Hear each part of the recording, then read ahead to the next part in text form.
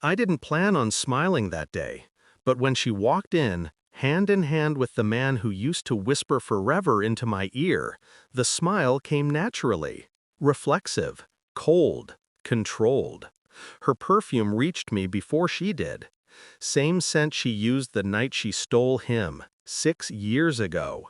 The same soft vanilla that used to cling to my fiancé's jacket when he came home late. I didn't question it then. I do now. She looked radiant, in a cruel way.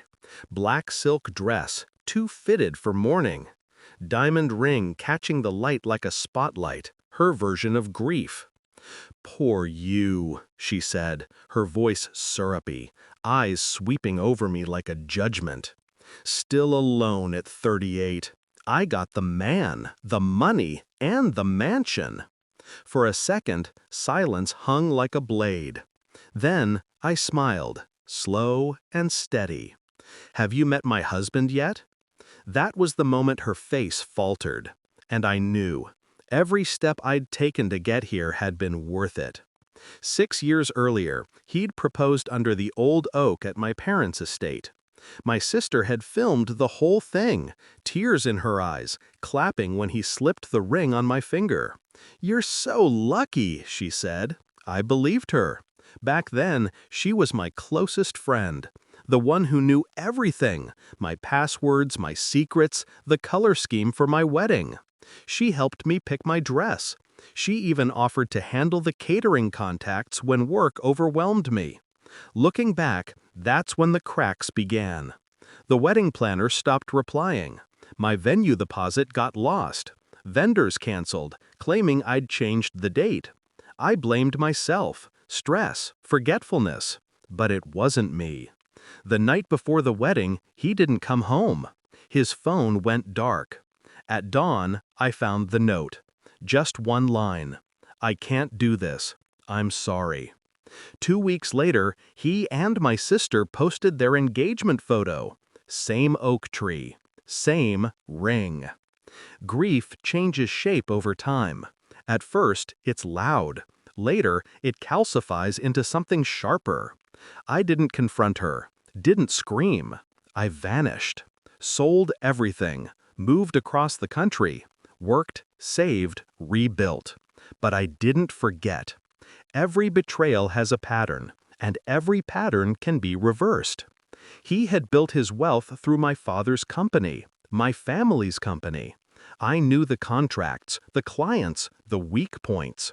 My sister had never been smart enough to understand the business. She only understood the luxury it gave her. So I waited. 6 years. Long enough for them to trust the stability of their little empire. Long enough for her to grow comfortable. Then I came back. When our mother fell ill, I returned under the guise of reconciliation. My sister welcomed me with mock affection. "You look tired," she said. "Life's been hard, huh?" I smiled. "You could say that." She didn't know I was already 3 months into acquiring controlling shares of the company, quietly, through a network of investors she didn't even know existed. She didn't know that her husband's financial advisor now worked for me. Every dinner we shared, I studied them.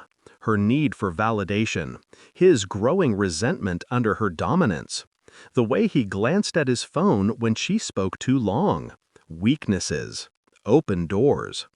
When the time came, I didn't ruin them in one blow. That would have been mercy. I did it slowly. I pulled their foundation apart piece by piece. Contracts canceled, investors withdrew, accounts frozen for audit. Then I introduced myself to a new partner, a man she once tried to seduce years ago for his connections. He remembered. We married quietly 6 months before the funeral. No lavish announcement, no ring flunking, just a signature, a vow, and a shared understanding of power. My husband now owned what her husband thought was his. So when she strutted into our mother's funeral, flashing her ring, I let her. I let her believe the lie she'd built her life on. "Have you met my husband yet?" I said. Her eyes flicked toward the man walking up behind me. He was calm, composed, impeccably dressed in black. When he placed a hand on my shoulder, I felt her world tilt. Her husband's business partner, her husband's investor, my husband now. The color drained from her face. Her diamond ring suddenly looked cheap under the church lights. Her husband turned from across the room, confusion shifting to horror as he recognized who stood beside me. That was the moment she understood. Everything she owned, every piece of security she flaunted, wasn't hers anymore.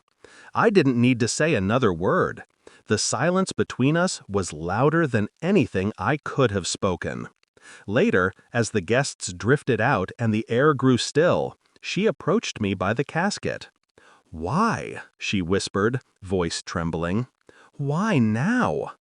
I looked at her, really looked. The woman who once laughed with me until dawn. The woman who took what wasn't hers and wore it like a crown. "You took my life," I said quietly. "I just took it back." She blinked, tears smearing her mascara. "You'll regret this." I